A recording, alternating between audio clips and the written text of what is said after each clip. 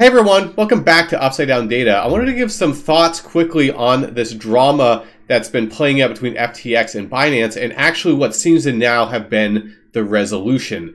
So just a little while ago, Sam Bankman-Fried and CZ from Binance put out statements where basically what seems to have happened is that Binance will be buying out FTX. So let's talk a little bit about how this came to happen and what it might mean for the industry. So first off, let's just talk about this. So Sam Bankman-Fried just put out, it's a little bit ago as I record this statement where he doesn't say it as explicitly, but really what's going on here is it seems like Binance is actually buying FTX.com. And CZ puts it more clearly in his statement, saying that they intend to fully acquire FTX.com.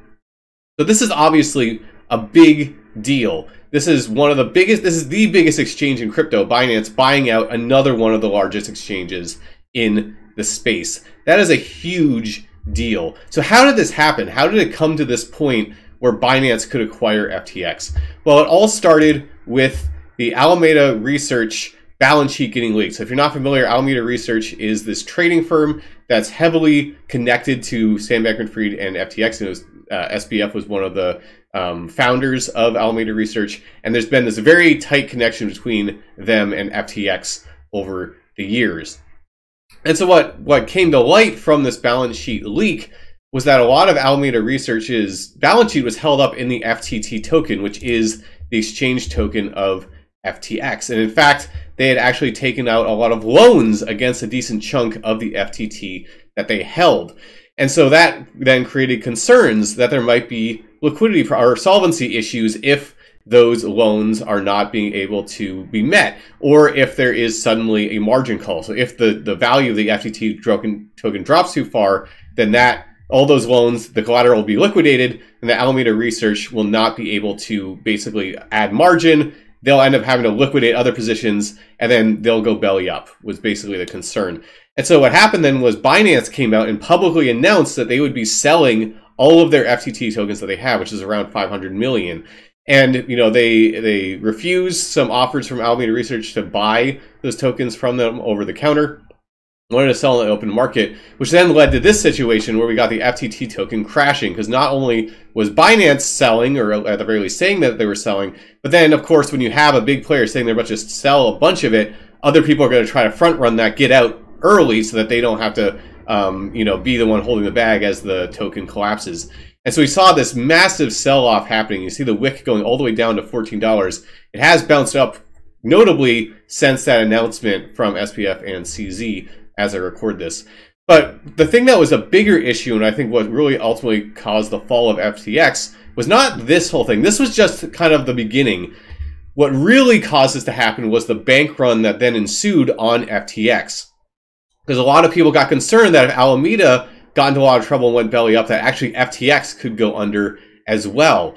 And that then caused a lot of people to start trying to pull as much of their money off as quickly as they possibly could from FTX, with that worry that it might go belly up. And that's just the way that game theory works in a bank run situation, that if there's rumors of a bank run, the rational thing to do is get your money out, because the cost of getting your money out is quite low relative to the downside if you leave it in and the company goes belly up. You could lose everything versus the cost of just a little bit of time and the transaction fees to get, the assets off of the platform. So that's what people did. It was a massive bank run, just hundreds of millions of dollars getting pulled off of FTX. And it seems like FTX could not keep up. They did not have the liquidity on hand to service all of those withdrawal requests. And that's really, I think, what ultimately led them to be forced to take this acquisition from Binance. They needed the liquidity, or else things were going to go very bad very quickly. And, there's going to be a lot of speculation about what happened here. It's a little unclear exactly why FTX wasn't able to handle all those withdrawals. But what some people have speculated about, and again, it's just speculation, we don't know, that FTX might have been using consumer funds for things outside of just custodying them, that they might have been deploying them, loaning them out for interest, loaning them out to, who knows, Alameda Research, we don't really know. But doing something like that so that once this huge bank run started, there was no way for them to honor all those withdrawals in a timely manner. And so ultimately, instead of them deciding to, you know, file for something like Chapter 11 protection, you know, file for any kind of bankruptcy or anything like that. Instead, it seems like they've taken this bailout from Binance, which will now, you know, hopefully stop that bank run, or at the very least have enough liquidity injected into to backstop it, to stop that from happening. And what seems like the ultimate outcome is going to be that Binance is going to get a lot bigger, in a sense. They're going to have now ownership of another major crypto exchange in the space. So let's talk a little bit about what this might mean. So the first thing that I think, you know, obviously this is speculation, so take it with a grain of salt, but it seems to me like this might have been what CZ had in mind the whole time. That they saw weakness when that balance sheet of Alameda got released. They realized that they could start off a pretty damaging series of events for FTX with that announcement of selling the FTT token, that they might be able to catalyze this type of event. And if so, they were probably just waiting, eagerly waiting to step in and buy out one of their major competitors. Because really, that's going to be what they want in the long term. They want to hold market share. As with any, you know, industry, you want to dominate market share so that you can capture the lion's share of the revenue. You know, FTX was growing. FTX, there was also accusations of, you know, SBF lobbying in a way that wasn't good for Binance. We don't know. That's just speculation at this point. But things like that. This was potentially an orchestrated killing blow in FTX. Now, that's, again, speculation. I don't know if that's what CZ's plan was the whole time. It's possible they were just de-risking by getting rid of the FTT. But the fact that this happened this way, it makes you wonder a little bit if this was not something that CZ saw as a possibility to take out one of their major competitors, and especially at a time when SBF's stock in the crypto space was falling pretty dramatically. He's able here to now step in. So what does this mean for the crypto space going forward? Well, in some ways, this could be, I see this as actually being kind of concerning, because, you know, with crypto, what a lot of people talk about is decentralization, right? It's this idea that there's not one central point of failure, and that, you know, you have this distribution. So if one area fails, other ones exist so that the whole system doesn't fall apart. You know, a market's kind of similar. When you have too big of a monopoly operating, if that centralized entity, in this case, what you might consider Binance, you know, now taking up so much more of the market share, now we're just going to potentially be in a situation where now suddenly if Binance has issues, then the whole crypto market could go down with it, right? If Binance starts to really dominate the crypto space and trading on it, imagine if some massive bank run happened on Binance that they weren't able to service all the withdrawals. There would be nothing to backstop it. There would be nothing to stop that from happening. It would cause a huge cataclysm in the crypto space. So in the short term, this deal potentially stops the bleeding that we had just been seeing. It gives the market reassurance that, you know, we're not necessarily going to see a massive liquidation or the failure of a large crypto exchange.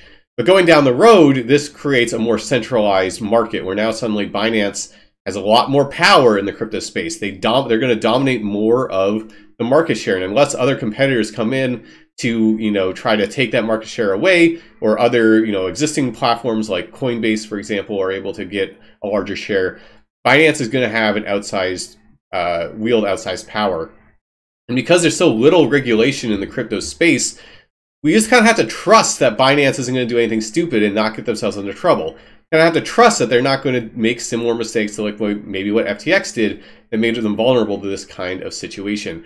And that's not really a situation that I like to be in. I don't want to trust one entity. I don't want to just trust Binance to do smart things and not fall apart to keep the industry or crypto solvent, crypto going.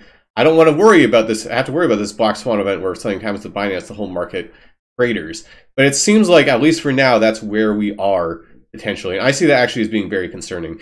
So short term, it looks like FTX is not going to collapse because it has been essentially bailed out. It's been backstopped by being acquired by Binance. Now, I should say that this is still tentative, right? They're going to do their due diligence. Binance could back out. They might not actually acquire FTX. And if that happens, that could send markets in a tailspin downwards. So there's still some uncertainty about this deal. We don't know if it is going to close or not. But assuming it does, it probably means that the short-term bleeding is likely to be over. But going forward, it raises questions for me. And I think that's something that we're going to have to be watching very closely. And so that would be one thing I'm going to be watching going forward if this deal goes through and things go on as we've been discussing, is watch Binance very closely. Because if things start showing up that put Binance in a vulnerable spot, that could be a massive downside risk for crypto. So these are all just my opinions. I want to get that very clearly. So obviously nothing I've said here is any kind of financial advice. You should navigate these situations the way that you see best fit. But this is the way that I'm interpreting what's going on and some of the concerns that I have. All right, if you like content, remember to subscribe to the channel, give the video a like and follow us on Twitter. A lot of updates over there.